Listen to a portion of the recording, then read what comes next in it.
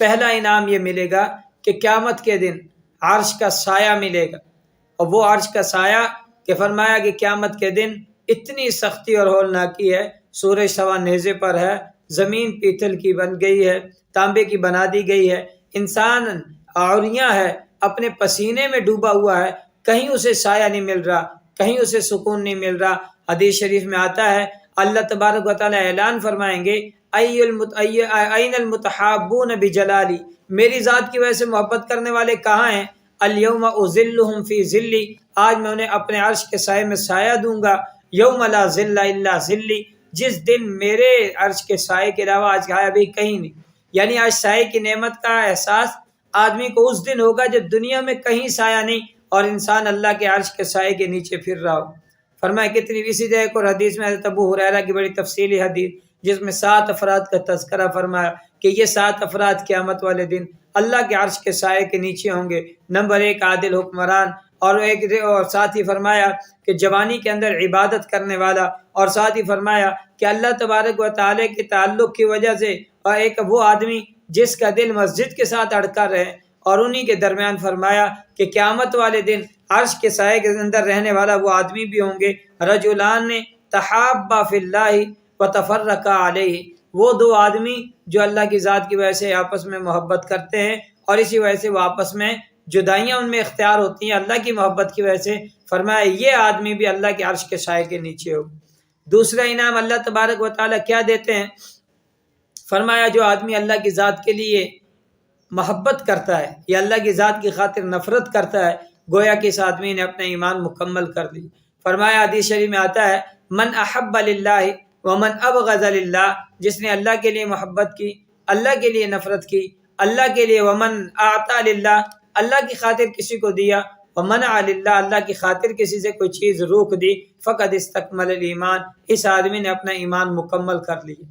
اور ایک اور حدیث میں آتا ہے کہ تیسرا انعام حدیث میں آتا ہے کہ آدمی اللہ کی محبت کرتا ہے، اللہ کی ذات کی خاطر کس سے محبت کرتا ہے، تو فرمایا اس کا ایمان بہت زیادہ مضبوط ہے۔ حدیث شریف میں آتا ہے حضرت ابو ذر سے پوچھا آپ علیہ السلام نے، یا ابا ذر ای الایمان اوثق، کون سا ایمان زیادہ مضبوط ہے؟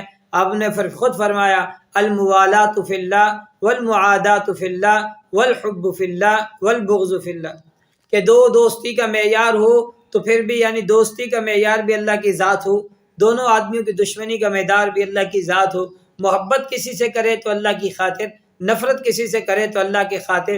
فرمایا یہ آدمی کا ایمان بہت زیادہ مضبوط ہے۔ یہ سوالیہ انداز میں حضرت ابو ذر کو سمجھانے کے لیے آپ علیہ السلام نے ارشاد فرمایا۔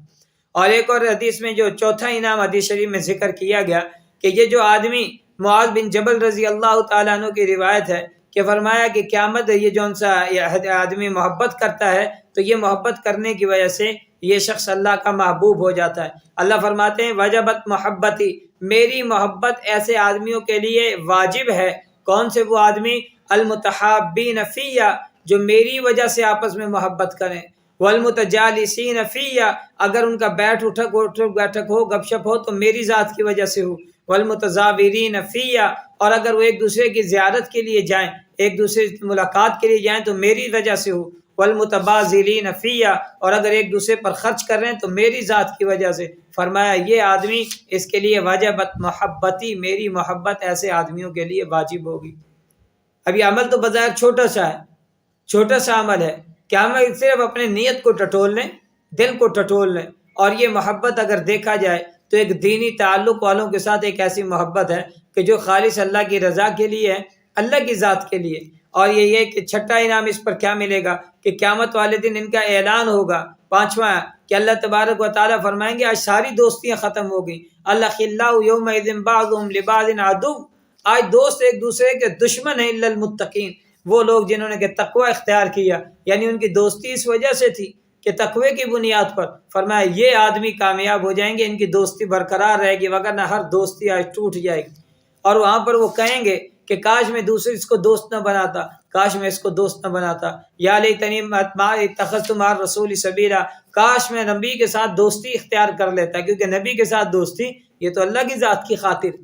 تو وہاں پر یہ دوستی قیامت میں بھی قائم رہے گی جو اللہ کے، یعنی وہ تعلق جس کی بنیاد ذات باری تعالیٰ ہو، دنیا میں بھی قائم رہے گا، آخرت کے اندر بھی قائم رہے گا۔ لہذا ہمیں اس چیز کی خوب اور خوب فکر کرنی چاہیے۔ ایک اور روایت کے اندر چھٹا انعام جو حدیث شریف میں ذکر فرمایا کہ قیامت والے دن ان کے لیے خاص اعزاز ہوگا، خاص اعزاز۔ وہ کیا ہے؟ حدیث شریف میں آتا ہے، عمر رضی اللہ تعالیٰ عنہ روایت کے راوی ہیں کہ آپ علیہ السلام نے فرمایا قیامت والے دن کچھ لوگ ہوں گے ان کا کچھ خاص مقام ہوگا، وہ نبی اور شہداء نہیں ہوں گے، وہ شہداء بھی نہیں، نبی بھی نہیں، لیکن انبیاء اور شہداء بھی ان کے مقام کی وجہ سے ان پر رشک کریں گے کہ یہ کون لوگ ہیں، اور وہ نور کے ممبروں پر ہوں گے اور نور کے حالے میں ہوں گے، اور لوگ دیکھ دیکھ کر انہیں رشک کر رہے ہوں گے۔ فرمایا کہ وہ لوگ ہیں جس دن ان کے اوپر نہ کوئی خوف ہوگا جب پوری دنیا خوف میں ہے، نہ وہ غمگین ہوں گے جب پوری کی پوری دنیا غم میں ہے۔ اور کیوں؟ فرمایا یہ وہ لوگ ہیں جو اللہ کی ذات کے لیے ایک دوسرے سے محبت کرتے تھے، صرف اللہ کی ذات کے لیے۔ اور پھر آپ نے یہ آیت پڑھی، الا ان اولیاء اللہ لا خوف علیہم ولا هم يحزنون، کہ اللہ کے جو محبین ہیں، اللہ کے دوست ہیں، نہ انہیں کوئی خوف ہوگا نہ غم ہوگا۔ اور یہ یاد رکھیں، یہ دوستی اور محبت یہ انسان کو بہت بڑھا دیا کرتی ہے۔ ایک اور حدیث میں آتا ہے، ایک شخص کسی اپنے دوست کو ملنے کے لیے، آپ علیہ السلام نے اس کو روایت کیا کہ وہ دوست کو ملنے کے لیے دوسری بستی میں گیا۔ اب وہ دوسری بستی میں جب گیا، جاتے ہوئے تو راستے میں اللہ نے فرشتے کو انسانی شکل میں بٹھایا، اور وہ فرشتہ انسانی شکل میں آ کر پوچھتا ہے اس سے کہ آپ کہاں جا رہے؟ میں فلاں بستی میں جا رہا ہوں، خیریت ہے؟ میرا ایک دوست ہے اللہ کی رضا کے لیے، اس کو ملنے جا رہا ہوں، گپ شپ لگانے جا رہا ہوں۔ کہا کہ نہیں، آپ نے کوئی قرض لیا ہے؟ کہ نہیں، قرض بھی نہیں۔ آپ پر کوئی احسان ہے جس کا بدلہ دینا ہے؟ نہیں۔ کوئی باری اتارنی ہے؟ فرمایا نہیں۔ کہا کہ پھر مجھے اللہ نے آپ کی طرف بھیجا ہے اور یہ پیغام میں دیتا ہوں۔ اللہ فرماتے ہیں تو میری ذات کے لیے محبت کرتا ہے، میں بھی تو اس سے محبت کر رہا ہوں۔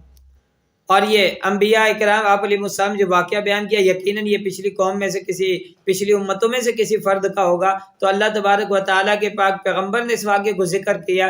اس سے یہ تائید بھی ملتی ہے کہ اللہ اگر چاہیں غیر نبی سے فرشتے کی بات کروانا چاہیں تو اللہ کروا سکتے ہیں، جیسا کہ حضرت مریم کے ساتھ بھی واقعہ بات ہوئی فرشتے کی، کہ فرشتے نے آ کے ان سے گفتگو کی، حالانکہ وہ نبیہ نہیں تھی، غیر نبی تھی، لہذا بات ہو سکتی۔ لیکن بات سمجھنے کی اور یہاں پر جو ہمارا یعنی عمل کرنے کی چیز یہ ہے کہ جب اتنے بڑے بڑے انعامات ہیں کہ اللہ نجات بھی اس پر فرما رہے ہیں، اللہ اپنی محبت اس پر واجب فرما رہے ہیں، ایمان کو کامل اس بات پر فرما رہے ہیں، اور فرمایا کہ اس کے یہ ایمان سب سے مضبوط ایمان ہے اور اس کے لیے خاص خاص درجات کا ذکر کیا جا رہا ہے، تو مجھے اور آپ کو یہ صفت اپنانی چاہیے کہ ہماری محبت ہو تو اللہ کے لیے، نفرت ہو تو اللہ کے لیے۔ اللہ عمل کرنے کی توفیق نصیب فرمائے۔